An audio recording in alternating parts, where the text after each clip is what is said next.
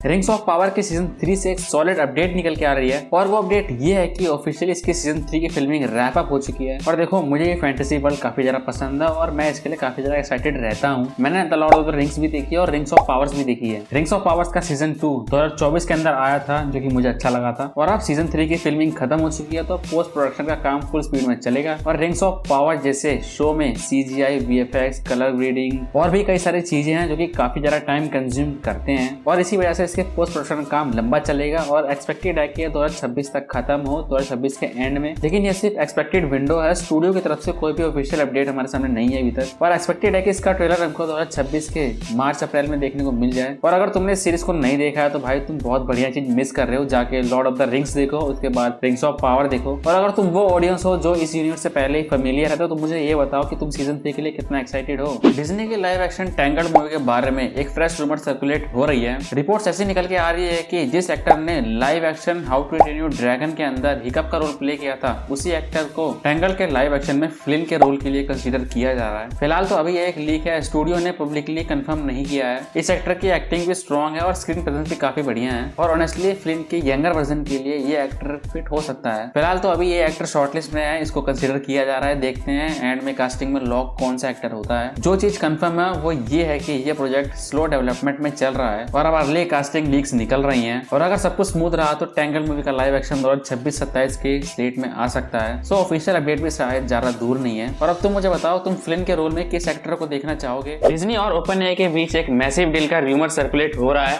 कई industry insider ये claim कर रहे हैं कि डिज्नी शायद ओपनएआई में 1 बिलियन तक इन्वेस्ट कर सकता है। प्लस सोरा एआई में डिज्नी, मार्वल, पिक्सार और स्टार वॉर्स के 200 प्लस कैरेक्टर्स यूज करने का पोटेंशियल लाइसेंस डील चल रही है। इसका मतलब ये है कि अगर ये डील होती है तो ये एआई इन सभी पॉपुलर कैरेक्टर के साथ शॉर्ट एआई फिल्म बना सकेगा। और कुछ रूमर ये चल रहे हैं कि फ्यूचर में डिज्नी पर एआई जनरेटेड शॉट्स आ सकते हैं, बट अगेन ये रिपोर्ट्स है, ऑफिशियल स्टेटमेंट नहीं। अगर ये रूमर सच होती है तो इंडस्ट्री पूरी तरह शिफ्ट हो सकता है। फिलहाल तो ये सब अभी लीक्स है, डिज्नी और ओपनएआई ने भी ऑफिशियली अनाउंसमेंट नहीं किया पब्लिकली। और अब तुम मुझे बताओ, तुम इस डील के बारे में क्या सोचते हो। अगर ये डील होती है तो हमारे लिए अच्छा है या फिर बुरा है। Martin Scorsese and Leonardo DiCaprio एक बार फिर से टीम अप कर रहे हैं। According to source, Martin Scorsese की अगली फिल्म जिसका टाइटल है व्हाट हैपेंड एट नाइट की फिल्मिंग स्टार्ट हुई 2026 की फरवरी में। बट यहाँ पे एक बड़ा सरप्राइज है, जेनिफर लॉरेंस भी इस कास्ट को ज्वाइन कर रही है as a lead role. Right now इसकी कोई भी ऑफिशियल कंफर्मेशन नहीं निकल के आई है स्टूडियो की तरफ से किसी, बट ये अपडेट एक रिलायबल आउटलेट से निकल के आ रही है, तो इस पर ट्रस्ट कर सकते हैं। और अगर ये प्रोजेक्ट लॉक हो जाता है तो ये 2026 की बिगेस्ट प्रेस्टीज मूवी में से एक हो सकती है। और अब तुम मुझे अपना थॉट बताओ, क्या तुम इस मूवी के लिए इंटरेस्टेड हो? क्या इसे ग्रीन लाइट मिलनी चाहिए? अवतार फायर एंड आइस जो कि कल रिलीज होगी 19 तारीख को, बट इसका रॉटेन टोमेटो स्कोर आ चुका है। तुम सोच रहे होगे कि इसका बिना रिलीज के स्कोर कैसे आ सकता है, तो कंफ्यूजन तो वैलिड है, बट ये नॉर्मल प्रोसेस है। मूवी 19 दिसंबर को रिलीज हो रही है, बट क्रिटिक्स ने इसको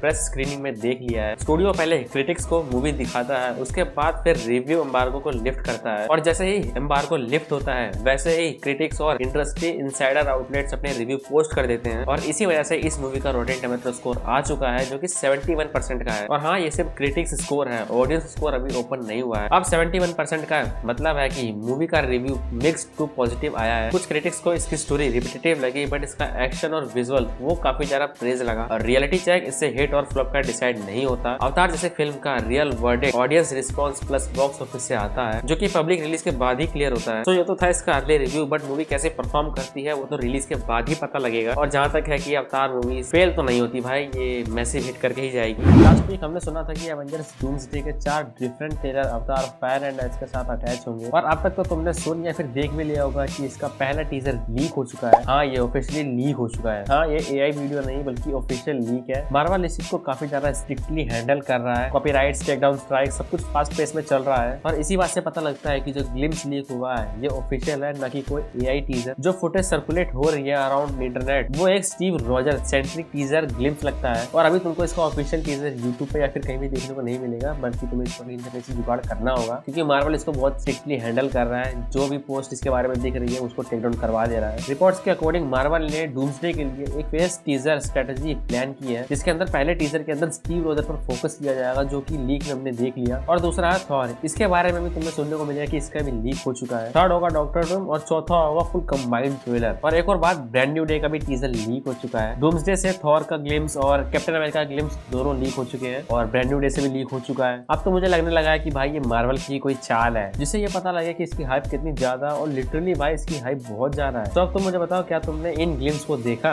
और तुम्हें क्या लगता है क्या ये मार्वल का कोई स्ट्रेटजी प्लान है?